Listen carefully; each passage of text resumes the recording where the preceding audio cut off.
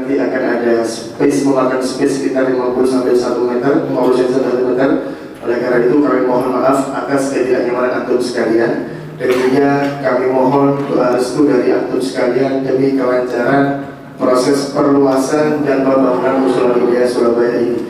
Kemudian informasi berikutnya, saldo yang telah kami terima sampai hari Rabu 9 April 2025 adalah senilai Rp261.381.471. Kami ucapkan jazakumullahu khairan katsiran kepada antum sekalian yang telah menginfakkan hartanya untuk perluasan dan pembangunan Mushola Hidayah. Semoga apa yang antum infakkan insyaallah menjadi pemberat timbangan antum kelak di hari kiamat. Amin amin ya rabbal alamin. Kemudian kajian pada subuh hari ini insyaallah akan diisi oleh Ustaz Syafiq Rizal Basalamah Hafizahullah Ta'ala dengan tema akibat banyak bicara. Dan kajian kita insyaallah sesaat lagi akan kami mulai dan akan berakhir di pukul 5.45. Jadi kajian kita pada pagi hari ini akan berakhir di jam 5.45 waktu Indonesia Barat. Kemudian dilanjutkan 15 menit sampai pukul 6 waktu Indonesia Barat dengan tanya jawab. Demikian apa yang bisa kami sampaikan. Jazakumullahu khairan katsiran. Assalamualaikum warahmatullahi wabarakatuh. Waalaikumsalam warahmatullahi wabarakatuh.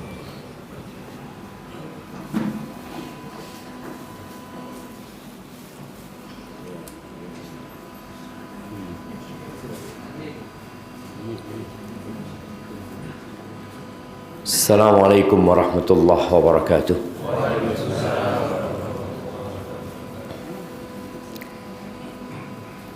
Apa karena ini lah? Iya jemaah. Alhamdulillah alladzi bi ni'matihi tatimmus shalihat. Segala puji bagi Allah Jalla Jalaluh yang karena nikmatnya kebaikan-kebaikan jadi sempurna. Kita bisa sholat subuh berjamaah di saat banyak orang yang tidak bisa bangkit dari tempat tidurnya. Kita bisa melangkahkan kaki ke rumah Allah di saat banyak orang yang sibuk menuju ke tempat paling dibenci oleh Allah, pasar. Di saat kita ramai di sini ada tempat lain yang juga ramai. Maka kita bersyukur kepada Allah atas nikmat hidayah yang diberikan dan semoga Allah mematikan kita di atas agamanya. Allahumma salli wa sallim ala abdika wa rasulika sayyidina wa maulana wa syafi'ina Muhammad wa ala alihi wa ashabihi ajma'in. Amma ba'd. Di antara nikmat agung yang Allah berikan kepada kita adalah nikmat lisan. Kita bisa ngomong dan kita bisa melihat. Allah Azza wa Jalla mengatakan alam naj'al lahu 'ainain wa lisanan wa syafatain. Bukankah kami, kata Allah, telah memberikan kepada manusia 2 mata dan kami berikan kepada mereka 1 lisan dan 2 bibir. Subhanallah jemaah.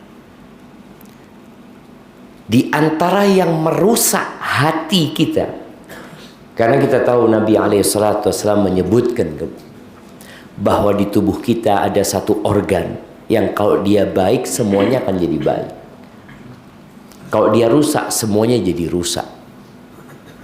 Apa organ itu? Al-qalb. Al-qalb, hati kita. Dan di antara yang merusak hati adalah fudulun nazar wa fudulul kalam. Di antara yang merusak hati manusia itu adalah banyak melihat, banyak memandang yang tidak berguna, yang lebih dari kebutuhan. Jadi memandang yang lebih dari kebutuhan itu merusak hati. Kita rasakan ya, kalau kita pegang handphone, kemudian mata kita mulai memandang. Kita memandang 1, 2, 3. Ketika yang dipandang itu dibutuhkan, nggak ada masalah. Tapi kalau sudah lebih dari kebutuhan, rusak. Yang rusak bukan mata kita, hati kita yang rusak. Begitu pula dengan lisan ini. Ketika Allah menyebutkan nikmat lisan, Allah tambahkan dengan 2 bibir. Karena ternyata memang orang kalau punya lisan tanpa bibir, gimana coba? Bibirnya robek, dia nggak bisa ngomong dengan bagus. Gimana kalau ternyata kedua bibirnya nggak ada? Tapi kan nikmat ini kadang-kala kita nggak pernah mensyukurinya. Sebagian kita merasa ya memang seperti ini diciptakan manusia. Loh iya, tapi ada orang yang Allah ciptakan nggak seperti itu. Kenapa ada orang-orang yang lahir cacat? Agar kita yang dikasih kesempurnaan itu bersyukur atas nikmat lisan dan 2 bibirnya. Yang juga termasuk merusak hati tadi. Allah Azza wa Jalla mengatakan yauma la yanfa'u malun wala banun illa man atallaha biqalbin salim. Di hari di mana tidak berguna harta dan anak-anak laki-laki. Nggak ada gunanya. Kita cari fulus, kita bangga punya anak laki banyak, sekolah jadi ini jadi itu, nggak ada gunanya, nggak ada manfaat. Kecuali orang yang menjumpai Allah dengan hati yang selamat. Nah, lisan ini kalau bicara fudulul kalam itu pembicaraan yang lebih dari kebutuhan. Nggak butuh kita ngomong itu sebenarnya. Tapi kenapa engkau ngomong? Ahibati fillah, Allah ciptakan lisan ini dengan tugas yang banyak sebenarnya. Apa definisi iman? Iman. Kita belajar tentang iman. Apa definisi iman? Nah, iman itu apa jemaah? Nah, fadhal. Keyakinan. Baik, itu salah satu unsur iman.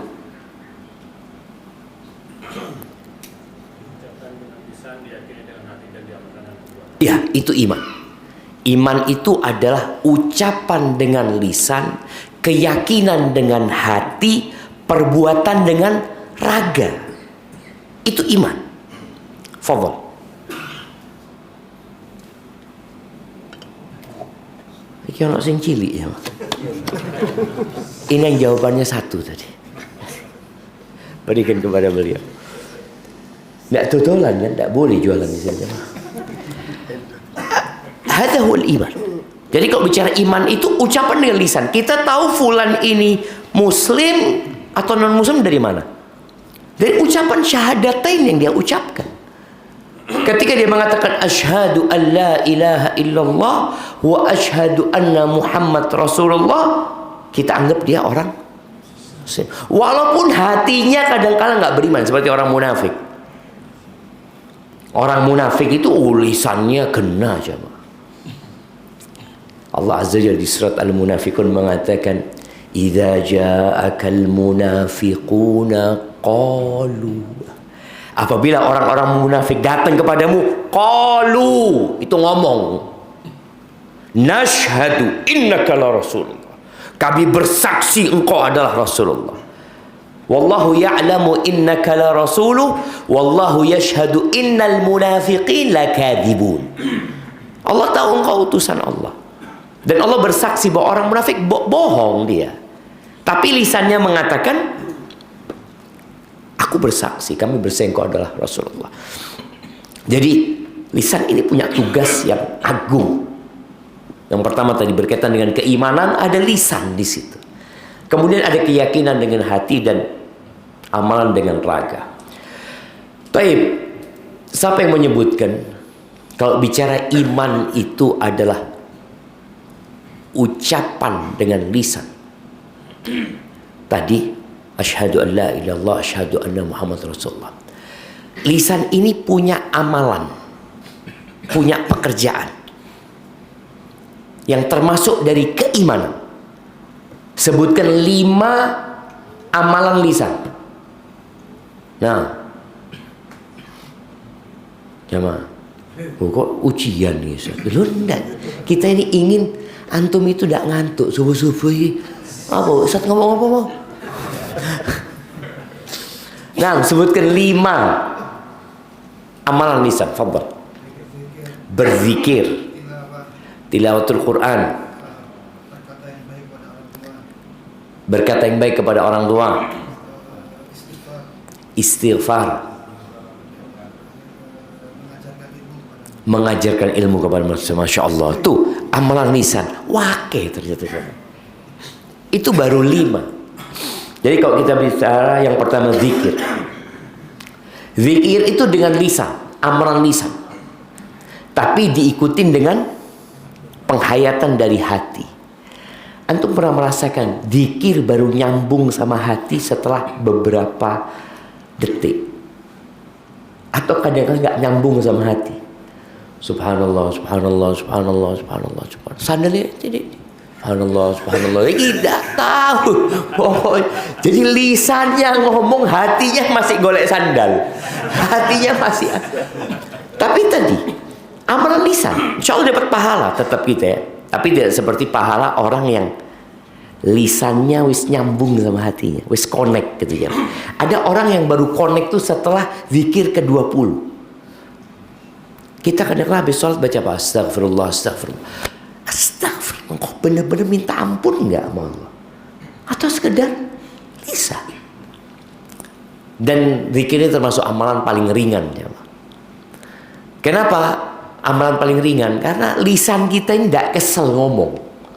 Pernah antum capek ngomong, ya Allah kesel aku ngomongnya. No. Antum lihat orang-orang yang majelis nongkrong itu, kapan kesel? Lisannya itu kapan kesel? Yang ada matanya capek, ngantuk. Tapi lisannya terus ya. Kemudian tadi di antara amal lisan, amar ma'ruf nahi mungkar ya. Mengajarkan kebaikan, mencegah kemungkaran. Itu ono gitu loh. Kerjaan lisan ini banyak, bukan cuma ngobrol dok. Kemudian berkata yang baik kepada orang tua ya. Ini salah satu perintah dari Allah Azza wa Jalla berkaitan dengan ngomong ya. Ketika Allah mengatakan wa qadha rabbuka alla ta'budu illa iyyahu wa bil walidaini ihsana. Imma yablughanna 'indakal kibara ahaduhuma aw kilahuma fala taqul lahuma uff. Tuh lisannya jangan ngomong uff. Wala tanharhuma, jangan menghardik, angkat suara atas orang tua, jangan. Terus wa qul lahuma qaulan karima, dan katakan, ngomong lagi nih, katakan buat keduanya qaulan karima, ucapan yang penuh pemuliaan. Jadi kata-katanya baik, intonasinya menghormatin. Karena ada anak ngomong sama orang tuanya baik, tapi intonasinya nggak enak. Nah, Umi beli no sate lah nak. Ya, iya dia taat nurut, tapi intonasinya nggak enak no di orang tua. Maka tolong kita perhatikan lisan kita.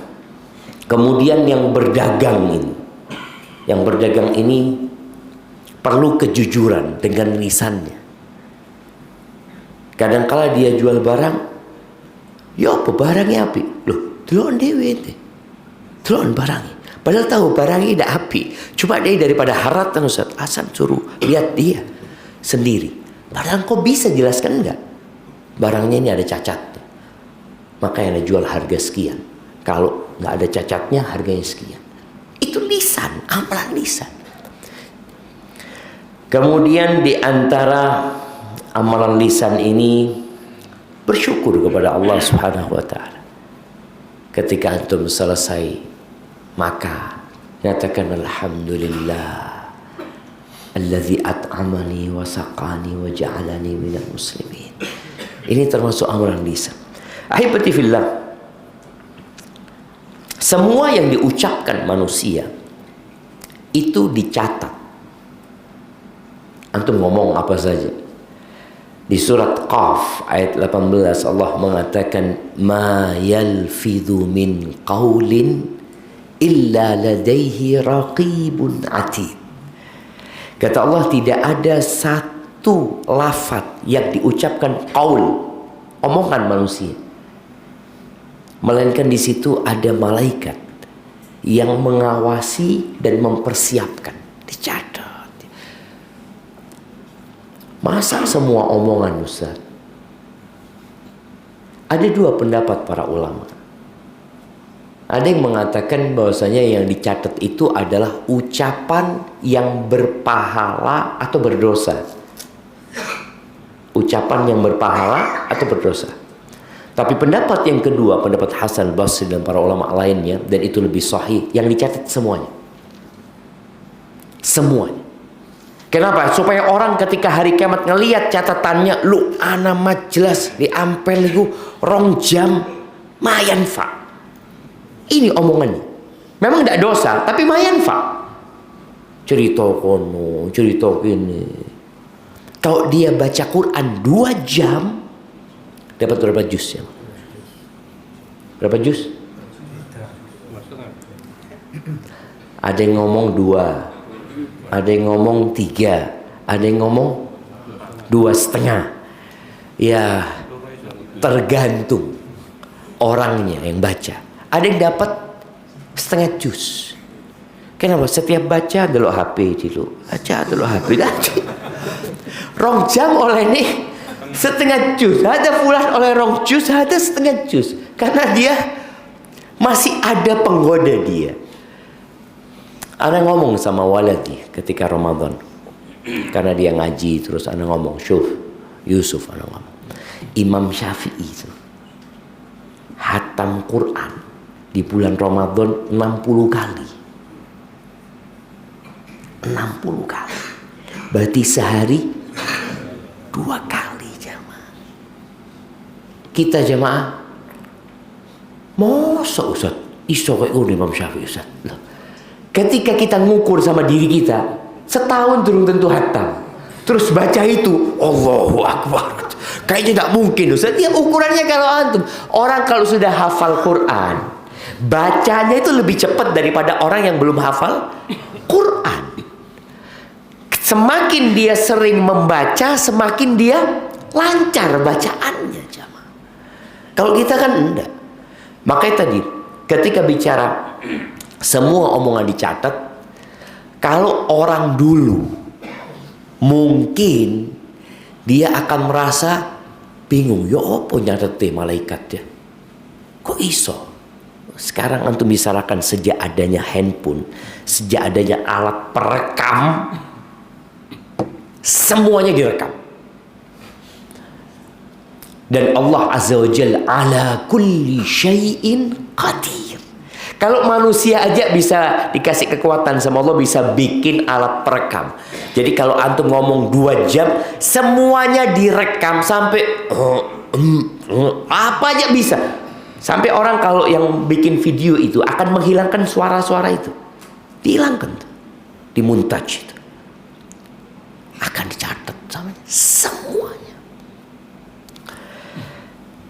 Dan Rasul sallallahu alaihi wasallam ketika ditanya oleh Mu'ad bin Jabal, Mu'ad pernah datang kepada Nabi SAW bertanya, ya Rasulullah, dullani ala amalin yudkhilunil jannah wa yuba'iduni annar. Tuh sahabat radhiyallahu anhu kalau minta amalan itu, minta amalan yang benar-benar sangat tinggi nilainya. Kita kadang-kadang datang, Ustaz, ana minta amalan Ustaz supaya cetek jodohnya Ustaz. Ada yang amalan supaya cepat punya anak, Ustaz. Ana minta amalan supaya lancar sukuni, Ustaz. Amalan-amalan yang rata-rata urusan dengan dunia. Mu'ad mengatakan, ya Rasulullah, tunjukkan kepada aku amalan yang memasukkan aku ke surga dan menjauhkan aku dari api neraka. Apa kata Nabi SAW? Laqad sa'alta an azim. Engkau telah bertanya sebuah pertanyaan yang besar, yang agung sekali, yang berat. Wa innahu la yasirun ala man yassarallahu alaih. Tapi itu akan jadi mudah sebenarnya buat orang yang Allah memudahkan bagi orang itu. Intinya pertolongan Allah SWT. Kemudian Nabi SAW menjelaskan tentang rukun Islam. Yang perlu kalau engkau mau masuk surga ya rukun Islam. Setelah itu dikasih amalan lagi yang sunnah-sunnah. Setelah itu ada penjelasan tentang beberapa amalan dalam agama ini. Terakhir, Nabi SAW mengatakan kepada Mu'ad bin Jabal, afala adulluka ala milaki dzalika kulli. Engkau mau nggak aku kasih amalan yang mengumpulkan semuanya yang tadi udah dijelasin itu. Artinya insya Allah selamat masuk surga, dijauhkan dari neraka. Iya, bala ya Rasul, tentu ya Rasulullah, kata dia. Beliau alaihissalatu wassalam mengeluarkan lisannya, memegang lisannya. Beliau mengatakan, kuffa alaika hadza. Jaga lisan. Tahan. Untuk ngomong itu nahan, disuruh nahan diri. Karena orang itu kalau ngomong enak aja. Orang kalau cerita, rakshe, ya, ini itu, bergurau, sana sini enak. Kata Nabi SAW, kuffa alaika. Tahan lisanmu. Heran buat jemaah. Lalu dia mengatakan, ya Rasulullah, alaika salatu wassalam ya Rasulullah, wa inna la mu'akhaduna bima natakallamu bihi. Apakah kita akan dihukum gara-gara omongan kita?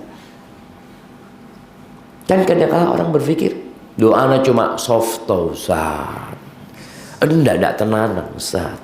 Anak kan enggak mukul Ustaz, cuma ngomong. Kadang-kadang seperti itu. Apa kata Nabi SAW? Sakilatka ummuka ya Mu'ad. Ini kalau arti secara bahasa, ibumu kehilangan engkau Mu'ad. Maksudnya teguran keras buat Mu'ad tentang masalah omongan ini. Kok Mu'ad nggak sampai sana gitu loh ilmunya itu. Sakilatka ummuka ya Mu'ad wa hal yakubun nas fin nari ala wujuhim aw qala ala manakhirihim illa hasaidu alsinati. Mu'ad, orang-orang yang tersungkur di atas wajahnya, di hidung mereka, di dalam neraka, banyak orang yang masuk neraka itu tidak lain hanya gara-gara hasil dari omongan mereka. Omongan mereka. Maka jangan sampai kita ini rajin sholat, rajin puasa, rajin bersodakoh, tapi tidak jaga lisan kita, bisa jadi neraka tempat kita.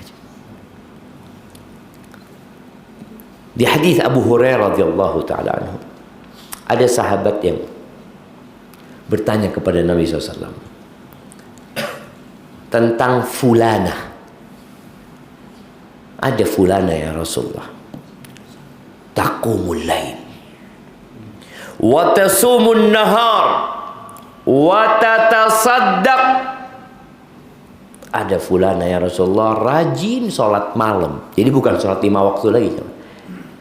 Kalau dari penjelasan Nabi SAW kepada Mu'ad tentang sholat 5 waktu yang masuk rukun Islam, kemudian tentang sholat malam, perempuan ini sudah sholat 5 waktu plus sholat malam. Kemudian tasumun nahar, rajin puasa sunnah. Orang kan berpikir kalau rajin puasa sunnah akan masuk surga dari pintu mana? Ar-Rayyan, Masya Allah. Wa tatasaddaq, rajin sodakoh, akan masuk dari pintu mana? Pintu sodakoh dia. Cuma masalahnya dia itu ya Rasulullah, tu'zi jiradaha bilisaniha. Lek ngomong pedas. Dia menyakitin tetangganya bukan dengan fisiknya. Enggak. Bilisaniha, untuk memberikan penjelasan cuma dengan lisannya. Gimana orang ini? Para sahabat ingin tanya gitu. Karena banyak masyarakat yang seperti itu, atau adalah yang seperti itu. Kata Nabi alaihi salatu wasallam, la khaira fiha, hiya finnar. Tidak ada baiknya tuh perempuan. Neraka tempatnya. Karena memang Nabi alaihi salatu wasallam menjelaskan kepada Mu'ad, yang dapat menyelamatkan engkau itu jaga lisanmu gitu. Gunakan lisanmu untuk ibadah-ibadah yang tadi dibahas gitu loh. Tapi dijaga jangan sampai menyakitin orang gitu. Ahibati fillah. Nabi alaihi salatu wasallam ketika menyebutkan muslim, orang Islam ya tentunya yang menjalankan rukun Islam. Tapi bagaimana muslim itu hidup bermasyarakat?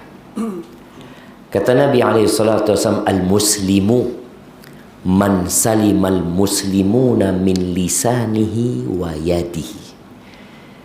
Muslim itu adalah orang yang menjaga lisannya, yang orang lain selamat dari gangguan lisannya dan tangannya. Dia tidak membuli orang lain, tidak secara verbal, tidak secara fisik. Kita ini sekarang hidup di zaman bullying ya. Sebenarnya bullying itu bermula dari rumah. Jadi kalau kita punya anak nanti suka membuli orang, boleh jadi kita sumbernya yang menyebabkan dia tumbuh kembang seperti itu. Karena kita suka membuli dia, kita suka merendahkan dia. Maka tolong orang tua ini kalau ngomong sama anaknya yang positif. Kenapa kita kok harus merendahkan dia di depan saudara-saudaranya kadang-kadang? Enggak usah soft talk gitu loh. Oh ini pancen tidak iso ngaji. Kadang-kadang seperti itu coba. Orang tua sendiri ngatakan gitu. Aduh ini tidak bisa baca sampai sekarang ini. Padahal kita mungkin harapannya dengan omongan itu akan memotivasi dia untuk belajar lebih semangat lagi. Tapi ternyata enggak. Dia menyimpan sesuatu di hatinya yang dia nanti akan melakukan itu kepada kawan-kawannya. Maka tolong para orang tua jaga lisannya. Suami istri, siapa yang istrinya tidak pernah berbuat salah? Siapa aja bang? Anda kasih hadiah. Tak kayak no KB gitu ada ini. Nah, adalah perempuan itu melakukan kesalahan. Tapi ketika Nabi SAW ditanya tentang hak para wanita, para istri, di antara yang beliau katakan adalah wala tadribil wajha wala tuqabbih. Jangan mukul wajah. Karena dalam agama kita ada mendidik dengan memukul. Tapi kata Nabi SAW, jangan memukul wajah. Yang kedua, jangan menjelek-jelekkan istrimu. Wala tuqabbih. Kita ini kadang-kala merendahkan istri kita. Kita mengatakan wallah anti ini ndak iso masak, ndak iso dandan, iso ne opo. Itu termasuk menjelekkan istri jamaah. Nabi SAW nyuruh kita melihat kepada kelebihannya bukan kekurangannya. Jadi orang yang lebih itu akan melihat kelebihan orang lain. Jadi orang baik itu melihat kepada kelebihan orang lain. Tapi orang yang buruk demi menutupi keburukannya, dia akan menampakkan keburukan orang. Karena dia bermasalah. Dia ini kurang. Maka demi untuk menutupi kekurangannya, dia akan berusaha mengeluarkan kekurangan orang lain. Maka tolong engkau bercermin jangan suka jelek-jelekan istrimu. Anakmu jangan suka dibanding-bandingkan. Loh, itu loh fulan ndak nangis. Loh, aku bukan fulan. Jadi ketika antum sudah mulai lisannya membanding-bandingkan anak, sakit hati anak itu. Antum mau dibandingkan sama suaminya Tonggo. Bang, abang tahu bang, suami Tonggo itu bang, Allah bang, khairi bang, ditukukno zahab apa. Kira-kira gimana perasaan antum? Ada seorang perempuan ngomong sama suaminya, bang, kau tahu bang, fulana yang meninggal itu. Iya kata dia. Subhanallah bang, sama suaminya dibangun masjid wakaf atas nama dia bang. Apa kata rejalnya ini? Ana itu sudah menyiapkan juga tanah, cuma ente tidak mati-mati. Ana juga mau bangunkan masjid gitu. Jadi loro hati dibanding-banding. Subhanallah, jangan. Ketika antum tahu sakit hati dibandingkan dengan lisan itu, maka tolong jangan bandingkan istrimu sama istrinya orang lain. Jangan bandingkan anakmu dengan kakaknya, dengan adiknya, apalagi sama anaknya orang. Ada seorang ayah ini, anaknya pulang dari sekolah, selesai ujian, dia dapat rapot, dia serahkan ke abahnya. Bah, alhamdulillah bah, nilainya ya A, nilainya 96 atau apa, A plus saja. Masya Allah nak, barakallahu fikum nak, dicium sama. Terus bapaknya ngeliat, ternyata anaknya juara 3. Loh, kok juara 3 kok nak? Kok bukan juara 1 kok? Mulai dia membandingkan. Jadi kebanggaan orang tuanya hilang, kesenangan anak ini hilang. Maka ketika anak itu juara 3, juara 7, Masya Allah nak, barakallahu fikum, semangat nak ya, mudah-mudahan kau bisa lebih baik lagi nak. Bapak senang sama kau nak. Jangan dibandingkan dengan anaknya fulan. Siapa yang juara 1? Fulan. Loh, kok nggak bisa kayak fulan? Jangan. Kesian anak itu jangan. Engkau sudah merusak kegembiraan dia, dan engkau pun jadi nggak gembira. Tapi ketika memandang bahwasanya anaknya Masya Allah mau juara berapapun, ya Allah jamaah. Ada satu orang, Ana baru dengar cerita, ada satu orang, dia katakan kuliah anak ini di salah satu lembaga di Jakarta. Dia itu kuliah di dakwah, dia itu juara terakhir, sampai bingung sekolahannya ini mau dikirim kemana anak ini, mau dikirim kemana, karena dilihat secara kemampuan, aduh sih, kalah sama yang muridnya kalau nggak salah 30 atau berapa, dia pokoknya nomor 30, nomor terakhir. Akhirnya sama gurunya sebelum dikirim ke Papua untuk berdakwah. Gurunya ngomong, nah, engkau jangan tinggalkan zikir pagi dan petang, nah. Berangkat terus, berangkat. Orang yang berdakwah Papua itu sama kepala-kepala suku itu mesti dikirimi sihir, dicoba sama dia terus, dan subhanallah jaga orangnya, Allah jaga. Hanya kepala-kepala suku itu datang ke orang ini, tanya, apa amalan kamu? Kok nggak tembus sihirnya? Ya kalau kamu mau ya silahkan masuk Islam dulu. Masuk Islam, artinya orang yang paling rendah secara akademik ya, mungkin hafalan dia rendah, ternyata Allah kasih barokah di tempat lainnya gitu. Jadi kita jangan pernah membandingkan anak kita sama anak siapapun. Dan anak kita, kakak beradik, jangan dibandingkan adik sama kakaknya. Semua punya kelebihan masing-masing. Maka tolong lisan kita dijaga. Al-muslim man salimal muslimuna min lisanihi wa yadihi. Itu orang Islam.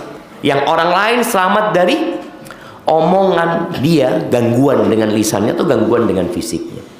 Dan Nabi SAW bersabda, man kana yu'minu billahi wal yawmil akhir falyaqul khairan aw liyasmut. Barang siapa yang beriman kepada Allah dan hari akhir, maka hendaklah dia berkata yang baik atau diam. Para ulama ya membagi omongan itu jadi 4. Ini hadisnya menyebutkan barang siapa beriman. Yang tidak beriman, fadl, ngomong terserah kamu. Tapi yang beriman dengan Allah dan hari akhir. Kenapa jemaah? Ini ada pertanyaan lagi. Kenapa seringkali di dalam Al-Quran dan di dalam hadis-hadis Nabi SAW digabungkan beriman kepada Allah dan hari akhir? Kok bukan beriman kepada Allah dan malaikatnya dan rasul dan kitab-kitabnya dan rasulnya dan hari akhir? Yang sering digabungkan itu man kana yu'minu billahi wal yaumil akhir. In kuntum tu'minuna billahi wal yaumil akhir. Wa minan nasi man yaqulu amanna billahi wa bil yaumil akhir. Digabungkan beriman kepada Allah dan hari akhir. Apa penyebabnya? Ya, siapa yang mau jawab? Bismillah. Karena beriman pada hari akhir itu sudah mengimani secara keseluruhan. Karena beriman dengan hari akhir itu mewakili keimanan kepada semuanya. Boleh. Nah, yang lainnya. Karena dengan keyakinan beriman kepada yang akhir akan membawa dirinya takut akan pembalasan dengan dunia. Masya Allah, Masya Allah. Barakallahu fikum. Sahih. Iya. Fadhal. Ya, beriman dengan hari akhir ini jamaah. Tadi dia juga mencakup keimanan dengan yang lainnya, dengan banyak hal sebenarnya. Tapi tadi yang disebutkan beriman dengan hari akhir itu menjadi motor penggerak kita beramal. Sekarang kenapa kita datang sholat subuh coba? Dapat apa tuh? Dapat roti Maryam keluar nanti. Kasih roti Maryam, kasih gulai, fadl. Akhirnya datang kajian. Disediakan apa Amar? Disediakan apa orang-orang itu? Kopi. Ada apa capek-capek kalau cuma mau ngopi ya, di rumah zen ngopi seperti itu sama Harif sama anak-anak. Tapi tadi beriman dengan hari akhir yang menggerakkan kita untuk melakukan ketaatan dan meninggalkan kemaksiatan. Karena kita takut gitu loh. Wah, nggak ada di dunia. Kalau kita bicara di dunia, apa? Nah, capek-capek subuh. Nah, paling jauh siapa paling jauh sekarang hari ini? Nah, Yang paling jauh siapa? yang paling jauh. Nah, dari mana? Sepanjang. Jauh sepanjang jam. Hah? Lu atuh jemaah. Sak kasih sak kotak kan. Tapi isine siji. Nah, kasihkan dari sepanjang tuh. Setengah jam datang jemaah. Dengar pengajian. Kadang kala ya Allah ngantuk kadang kala. Tapi tetap berusaha karena beriman. Perjalanan dia dicatat sama Allah. Duduknya di majelis ilmu ini dia beriman bahwasanya ada malaikat-malaikat yang turun, ada sakinah ya, ada rahmat Allah Subhanahu wa taala. Dia beriman akan mendapatkan balasan dari apa yang dia kerjakan. Orang yang menghafal Quran. Ada orang tua menghafal Quran padahal dia nggak mau jadi ustadz. Sebagian kita kan berpikir hafal Quran untuk jadi ustadz, enggak, kan anak tuh ustadz. Ada orang umur 60 tahun menghafalkan Quran. Dan alhamdulillah umur 63 dia hafal Quran. Emak-emak ini jemaah hafal Quran. Bukan karena dia mau jadi pengajar, karena dia beriman. Ini loh, nanti anak tahu Ustaz, katanya di akhirat nanti ketika orang masuk surga, derajat di surga itu seperti jumlah ayat Quran. Orang itu akan dikatakan nanti yang hafal Quran nih, katakan iqra warattil warqa. Iqra warqa warattil kama kunta turattil fid dunya fa inna manzilataka 'inda akhir ayatin taqra'uha. Bacalah engkau, naik kedudukanmu, tartilkan bacaanmu. Posisimu nanti ada di terakhir ayat yang kau baca. Ketika orang tahu dengan hadis ini dan dia beriman, dia akan baca Quran. Ini amalan lisan tadi, baca Quran. Dia akan baca, dia akan hafalkan Al-Quran. Walaupun dia nggak mau jadi ustaz, Dia bukan mau jadi imam.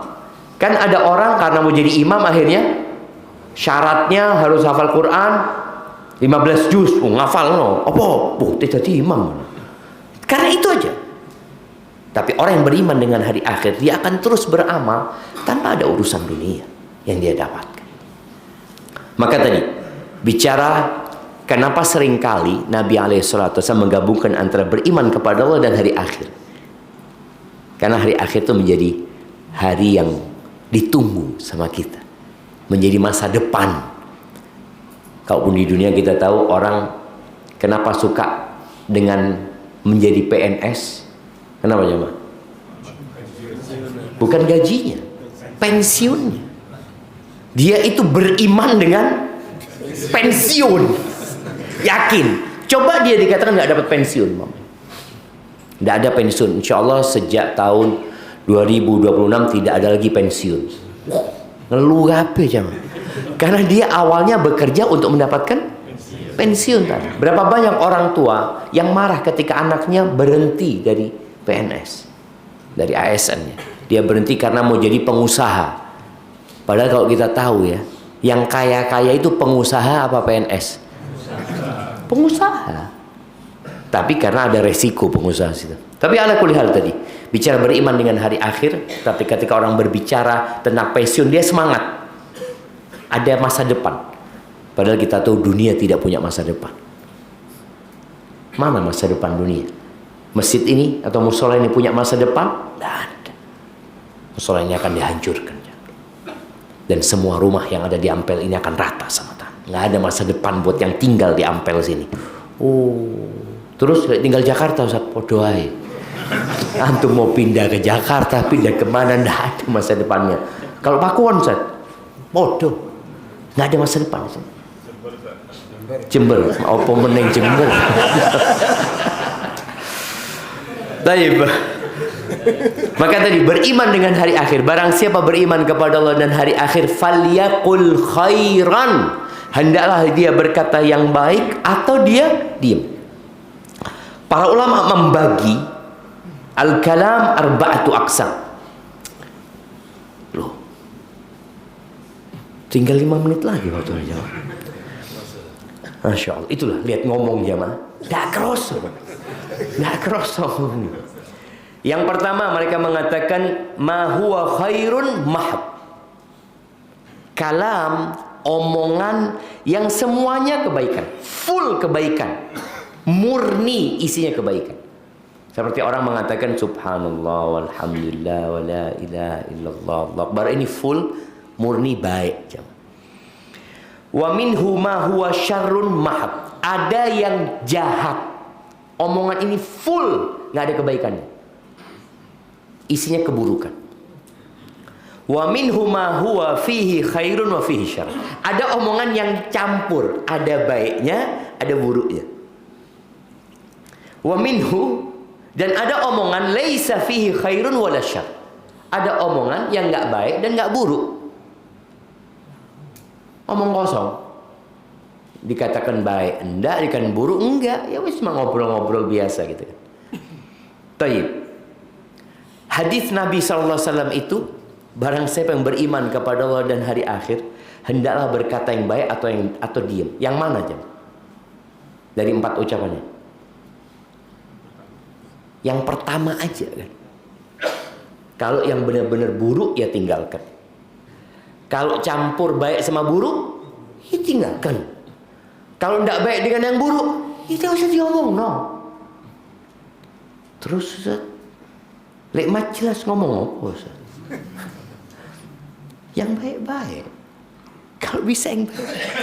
Yang baik saja, isinya baik saja, kadang-kadang nggak selamat dari riya, dari ujub. Ini yang benar-benar baik, belum tentu selamat dari ujub. Maka kita harus benar-benar hati-hati ngomongnya. Ahibati fillah, ada sebuah asar dari Umar bin Khattab radhiyallahu anhu ya, yang diriwayatkan oleh Tabrani. Ahnaf bin Qais berkata, qala li Umar. Umar pernah berkata kepada aku, ngasih nasihat.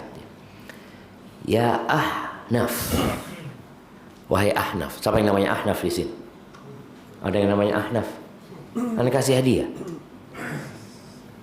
Ya Ahnaf. Man kathura dhahikuhu qallat haibatuh. Wahai Ahnaf, orang yang banyak ketawanya, itu karismanya turun. Orang yang banyak ketawa, karismanya itu turun. Waman mazaha ustukhiffa bih. Siapa yang sering kuyon, sering kurang, akhirnya diremehkan sama orang. Waman kathura kalamuhu kathura saqatu. Barang siapa yang banyak ngomong, maka banyak salahnya. Yang banyak ngomong, makanya ustadz itu rawan salah. Karena banyak ngomong. Apalagi kalau omongan itu omongannya tadi. Orang itu, sekapan orang tuh ngobrol biasanya. Nih buat suami-suami ya, nasihat. Nabi SAW itu membenci tidur sebelum Isya dan ngobrol setelah Isya. Orang biasanya ngobrol kapan? Ba'dal Isya. Kafe-kafe itu buka kapan? Malam. Nabi membenci. Karena orang kalau tidur sebelum Isya takut-takut ketiduran nggak sholat Isya dia. Oh nanti anak insya Allah sholat jam berapa? Ya insya Allah lah jam 11-an lah. Tahu-tahu bangun adzan subuh. Ya Allah, subuh ternyata. Orang yang ngobrol setelah Isya itu kapan berhentinya? Kapan berhenti? Ya subuh bisa. Subuh. Maka kadang-kala anak lihat, tidak tahu di sini ya. Di Jember itu kadang-kala anak naik kereta jam atau pulang ya, nyampe Jember jam 2 malam ya. Itu di alun-alun sih mat jelas orang-orang itu jamaah. Mulai ba'dal Isya sampai subuh. Nggak ente bahan yang diomongkan. Kita ceramah saja bul, apa meneng gitu ngomong gitu. Ini dari ba'dal Isya sampai subuh nggak ente bahannya. Itu. Maka barang siapa yang para suami ini usahakan ba'dal Isya pulang ke rumahnya. Majelis sudahlah cukup. Nabi SAW itu tidur habis Isya. Orang yang tidur ba'dal Isya, ya dulu kita, inilah yang ami-ami ini ya. Yang ami-ami ketika masih belum ada TV ya. Ba'dal Isya ngapain? Kalau dia nggak majelis, dia akan tidur. Tapi kalau sekarang nggak majelis, nonton. Ini tadi termasuk yang kelebihan memandang, nonton nggak berguna ya. Orang kalau dulu sebelum ada remote, anak ingat sebelum ada remote TV itu ya. Kalau suruh ganti itu suruh jalan. Duduk. Aduh, kode api, berdiri lagi. Sekarang nggak ono, lunggu wis. Pegang remote sampai stroke. Karena dia nggak gerak sama sekali, maaf Ibas. Duduk, nggak ada gerak maju mundur jemaah. Maka usahakan yang di rumahnya suka nonton itu nggak pakai remote. Jadi berdiri, mencet. Jadi, sampai kesel ndak patenis. Maka tadi usahakan para suami ini ba'dal Isya jangan ngobrol. Kalau ada kerjaan selesaikan pekerjaan. Tapi kalau sudah ngobrol nggak ada habisnya jemaah. Nggak ada habisnya. Dan tadi banyak salahnya. Cuma kan kita belum ada yang menyalahkan kita. Karena kita ngobrol, emak-emak ini juga biasanya ngobrol sama sohib kita. Yang nggak ada orang lain. Kan cuma kita berdua. Ngobrol, ini ngobrolin fulan, riba mungkin ya. Nggak kelihatan salahnya. Tapi terus dicatat di malaikat. Terus dicatat. Terus 2 jam untuk ngobrol. Kira-kira berapa salahnya untuk? Banyak salahnya. Oh enggak Ustaz, anak isinya dari tadi ngobrol sama fulan. Qala Allah, qala Rasul. Ini qala Allah, qala Rasul. Wa man kathura saqatuhu qalla haya'uhu. Akhirnya orang kalau banyak salah, rasa malunya itu berkurang. Akhirnya ngomongin Enggak. Ya, lupa dia dengan posisi dia. Malunya hilang. Wa man qalla haya'uhu qalla wara'uhu. Barang siapa yang rasa malunya berkurang, maka waroknya akan berkurang. Warok itu meninggalkan sesuatu yang tidak berguna di dunia sebenarnya. Akan berkurang. Karena dia dari banyak ngomong tadi, akhirnya dia banyak melakukan hal-hal yang nggak berguna. Lah buat dunia, wala buat akhirat. Buat dunianya nggak ada manfaatnya. Cuma kesenangan hatinya ya. Kita itu ngobrolin orang jamaah, seneng jamaah, enak, ada lazah ya, ada kelezatan. Maka sampai dikatakan Allah demi untuk membencikan manusia kepada ngomongin orang ini, katakan makan bangkainya orang, makan bangkai saudaramu sendiri. Ya apa? Gak suka sebenarnya. Cuma tadi rasa malunya sudah hilang ya. Kemudian waroknya berkurang. Waman qalla wara'uhu mata qalbuhu. Barang siapa yang waroknya kurang, hatinya mati. Sudah, dia berbuat hanya untuk menurutin hawa nafsunya. Barakallahu fiik. Setelah terakhir ada nasihat dari Uqbah bin Am, bukan dari Uqbah, dari Nabi Muhammad SAW ya. Uqbah ini pernah datang kepada Nabi SAW. Dia mengatakan, ya Rasulullah, man najah. Ya Rasul, kasih tahu aku kunci keselamatan, tips-tips supaya selamat. Ini 1446 tahun yang lalu kira-kira. Kata Nabi SAW, amsik alaika lisanak. Jagalah lisan, tahan lisan. Yang kedua, wal yasa'ka baituka. Cukuplah dengan rumahmu. Cukup dengan rumah. Urusi rumah tangga orang sudah. Fokus dengan rumah tanggamu. Engkau tinggal di rumahmu juga. Jangan suka keluaran. Banyak fitnah di luar. Walaupun sekarang fitnah ini sudah masuk ke rumah. Makanya kalau masuk rumah pun tinggalkanlah. Tinggalkan handphone. Cukuplah engkau hidup dengan rumahmu.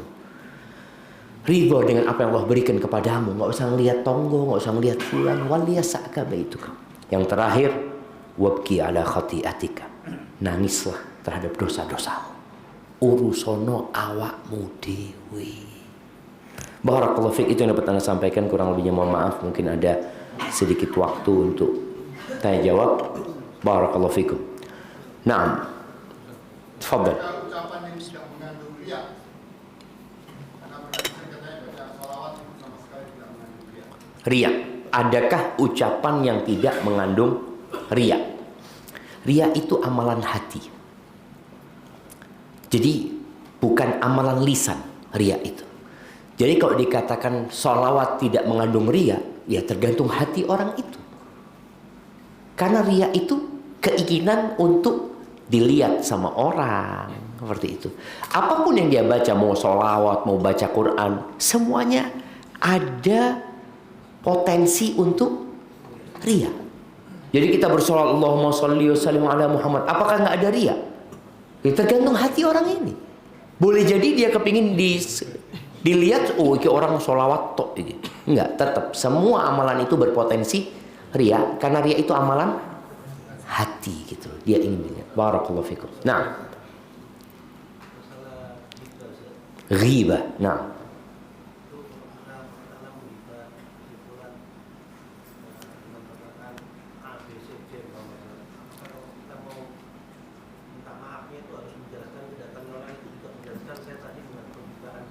barakallahu fiik. Siap. Artinya bagaimana cara menebus dosa ghibah ya? Karena kita tahu ghibah ini termasuk dosa besar jemaah. Dosa lisan yang ngomongin orang, akhirnya kita merendahkan kehormatan seorang muslim ya. Yang taubatnya nggak cukup dengan menyesali, meninggalkan dan tidak niat untuk tidak mengulangi. Karena berurusan sama orang perlu ada minta maaf, minta dihalalkan sama dia. Bagaimana cara kita minta maaf sama fulan? Kalau fulan tahu kita ghibahin, kita datang dan kita sebutkan. Karena kadang-kala ada yang mindah omongan. Kita awalnya ngomong sama fulan, terus dipindah. Akhirnya fulan jadi tahu kita ghibahin fulan. Maka datang minta maaf, ana ghibahin antum. Apakah perlu disebutkan? Nggak harus. Tapi ana ribain antum. Karena dia tahu sudah kita ribain dia, maka kita minta maaf sama dia. Nggak perlu nyebutkan tentang ini, nggak perlu, karena hanya akan menambah sakit hati dia. Kalau dia nggak tahu, jangan sebutkan. Datang aja minta maaf, minta maaf ya, kayaknya anak punya banyak salah sama antum ya, barakallahu fiik. Soalnya kalau kita ngomong anak pernah ribain antum, hubungan yang awalnya baik jadi rusak. Maka tetap kita minta maaf tanpa menyebutkan anak ribain antum. Tapi kalau kita ngambil barangnya dia, balik no. Ojo anak itu sone be antum ya, padahal kita ngambil itu harus balik no gitu. Barakallahu fikum. Nah. Yang tanya Usman Usama. Masya Allah, barakallahu fikum. Bagaimana membedakan antara qaul haq wal kalam murad dalam menyakiti? Bagaimana membedakan antara ucapan kebenaran yang pahit ya dengan menyakiti? Yang pertama perlu dilihat niat kita. Innamal a'malu binniyat. Kemudian yang kedua, cara menyampaikan. Karena ada orang menyampaikan kebenaran nyakiti. Padahal dia bisa dengan cara yang santun seperti itu ya. Umpamanya ngasih tahu orang nih, anak akan sampaikan kebenaran, fulan berbuat salah di depan orang lain. Itu menyakiti. Padahal ucapannya hak. Tapi karena tata caranya tidak santun, tidak hikmah, engkau tidak mengatakan kebenaran. Atau tetap dia mengatakan kebenaran, tapi caranya nggak benar gitu loh. Al-Imam Syafi'i mengatakannya, ta'ammaddi binushika fin firadin wa jannibni nasiha fil jamaah. Kata Imam Syafi'i, ini Imam Syafi'i sekelas Imam Syafi'i. Engkau kalau mau ngasih nasihat ana, tolong ketika ana sendirian. Hindari ngasih nasihat ana di depan jamaah, depan orang. Fa innan nusha bainan nasi nau'un minat taubihi la ardut sima. Karena engkau kalau ngasih nasihat kepada ana di depan orang, itu pelecehan. Itu pelecehan dan aku nggak mau denger gitu loh. Maka tadi ketika engkau ingin mengatakan kebenaran, tata caranya harus benar, niatnya harus baik. Itu kita bisa membedakan. Walaupun kalau kita ngasih tahu orang, rata-rata orang itu kalau dikasih tahu ya sakit hati gitu loh. Tapi kalau cara kita baik, paling nggak dia tahu kalau ana ini sayang sama antum. Boleh jadi kita ngomongnya seperti Nabi SAW waktu mau ngasih nasihat Mu'ad bin Jabal ya. Beliau mengatakan, wallahi ya Mu'ad inni uhibbuk. Demi Allah aku cinta sama kau Mu'ad. Engkau amalkan ini ya. Kasih nasihat sama Abu Dzar. Abu Dzar ini sahabat Nabi yang memiliki kelemahan. Maka Nabi SAW mengatakan kepada Abu Dzar, ya Abu Dzar, wallahi inni uhibbuk. Wahai Abu Dzar, aku cinta sama engkau. Jangan pernah engkau menjadi pemimpin walaupun kepada dua orang. Jangan mau. Itu karena tahu engkau nanti bermasalah gitu. Oh cuis. Maka kita pun ya tadi jangan di depan orang ngasih nasihatnya, antara kita sama dia. Jadi ucapan kebenaran kalau caranya benar, niatnya baik, insya Allah jadi baik. Barakallahu fikum. Nah, ya. Terkait dengan Imam Syafi'i yang menghatamkan Al-Quran sehari 2 kali. Allahumma salli wa sallim ala nabiyina. Menyampaikan sebaiknya tidak menghatamkan Al-Quran Kurang dari 3 hari. Iya, ini banyak ditanyakan ya. Al-Imam An-Nawawi membahas hal itu ya dalam kitabnya Tibyan, dan juga kalau nggak salah Ibnu Rajab dalam kitabnya Lataiful Ma'arif ya. Mereka menyebutkan bahwa larangan Nabi SAW, larangan kalau selalu sepanjang tahun gitu loh. Tapi kalau di momentum-momentum tersendiri di mana ada fadilah di sana dan tidak terus-terusan, maka nggak masalah. Kenapa? Karena terbukti para ulama ngamalkan seperti itu. Tapi jangan tiap hari kita hatam, ya enggak. Kita kalau bisa ya paling cepat 3 kali atau 3 hari sekali ya kita hatam di hari-hari biasa. Tapi di momentum yang sangat mulia, yang biasanya memang orang itu akhirnya tidak bekerja, dia fokus cuma dengan Quran, seperti orang itikaf. Ya wis, nggak ngapa-ngapain dia, ya fokus baca Quran seperti itu. Barakallahu fikum. Nah, Apa tadi membahas tentang masalah membandingkan. iya. Apakah termasuk membandingkan kalau kita menasihati keluarga dengan mengambil kisah-kisah para nabi, para sahabat. Karena kadang-kadang mereka mengatakan, "Wah, aku bandingkan itu kan sahabat." Gimana? Iya, jadi bahasa membandingkan itu tergantung bagaimana kita menyampaikannya. Kalau kita cerita tentang para sahabat Nabi, cerita para nabi seperti itu, dan Allah menyuruh kita faksusil, ceritakan cerita itu. Di situ ada pelajaran, bukan membandingkan. Bahasanya itu bukan membandingkan, karena nggak mungkin dibandingkan sama Nabi Muhammad SAW, dibandingkan sama Abu Bakar.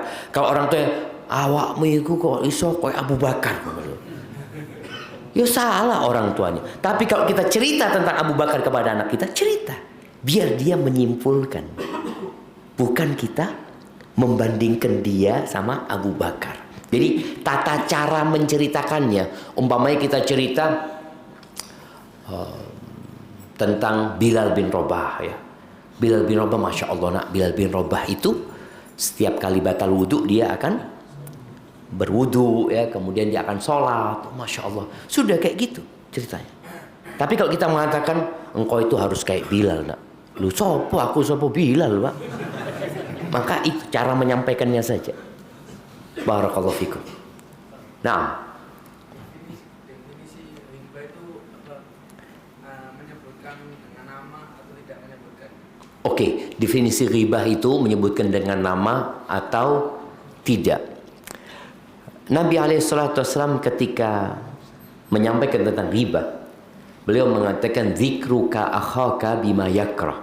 Engkau menyebutkan tentang saudaramu apa yang dia tidak sukai, itu riba. Sesuatu yang ada pada dia dan dia nggak suka diomongin hal itu riba. Taib, berarti akhaka saudaramu, orang itu diketahui nama atau inisial. Kita ngomong sama fulan, syuf ya, ana ini mau cerita, ana nggak mau sebut nama, tapi antum tahu semua kan, itu ya bodoh ae, nggak sebut nama tapi semuanya tahu, itu riba. Tapi kalau kita nyebutkan kepada syuf, ada fulan, mereka nggak tahu. Kita menyebutkan ini hanya untuk diambil pelajarannya, itu nggak masalah. Tapi kalau kita sudah orang-orang yang diajak ngomong tahu yang kita akan bicarakan, jangan. Itu jadi yang riba. Walaupun nggak nyebut nama ya, nggak nyebut nama. Barakallahu fikum. Nah,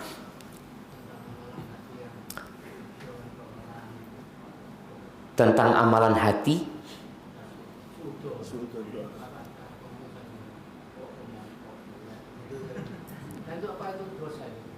dalam hati, iya. Begini, berkaitan dengan suudzon, Allah Azza wa Jalla mengatakan, ya ayyuhalladzina amanu ijtanibu katsiran minadh-dhonn inna ba'dadh-dhonni itsm. Jadi ketika orang berprasangka buruk kepada orang lain ya, maka dia akan jadi berdosa nantinya kalau dia nggak tahan. Kan ada omongan hati yang kita tahan, enggak, insya Allah fulan enggak seperti yang aku sangkakan. Karena orang kalau sudah suudzon, nanti akan berlanjut suudzon ini. Allah Azza wa Jalla ketika mengatakan, ya ayyuhalladzina amanu ijtanibu katsiran minadh-dhonni inna ba'dadh-dhonni itsm wa la tajassasu wa la yaghtab ba'dukum ba'dha. Biasanya dari suudzon itu, kalau kita ikutin dengan mencari tahu, coba aku lihat taruh ya, betul enggak fulan seperti yang aku sangkakan, di sini akan jadi berdosa buat dia. Tapi kalau suudzon dia tahan, maka aman. Maksudnya dia tahan, berusaha untuk berhusnudzon sama orang itu. Jangan sampai keluar di lisan nanti ngomong. Kadang-kadang mamanya kita ngomong, uang lagi ngomong, terus kita ketemu sohib, inti roh fulan. Aduh. Dari suudzon, itu mulainya dari mana? Dari suudzon. Seperti itu. Barakallahu fikum. Kemudian jamaah, ada lisan, ada tulisan. Tulisan sama jemaah. Malah tulisan ini kita nyatet dewi. Kalau lisan ikut dicatat malaikat, kayak tulisan antum nyatet dewi. Antum nyatet sendiri amalan antum. Tulis. Artinya lebih bahaya lagi. Kalau lisan kadang-kala hilang. Wis mari omongan nih. Orang itu mati, selesai. Tapi kalau tulisan, Wallah antum mati 20 tahun yang lalu, kadang-kadang tulisan itu masih ada. Maka hati-hati dengan tulisan, karena masanya berbeda. Di masa lalu itu nggak semua orang bisa menulis, tapi di masa sekarang semua orang bisa nulis. Dia ngomong, alhamdulillah Ustaz, ana nggak banyak ngomong sekarang Ustaz. Ana kalau komentar nulis. Ya iya komentar nulis. Barakallahu fiik, sudah jam 6 lewat 3 jamaah itu yang dapat ana sampaikan. Kurang lebihnya mohon maaf, yang benar dari Allah Azza wa Jal, yang salah dari diri ana pribadi. Allah dan Rasul terbebaskan dari kesalahan itu. Subhanakallahumma bihamdika asyhadu an la ilaha illa anta astaghfiruka wa atubu ilaik. Assalamualaikum warahmatullahi wabarakatuh.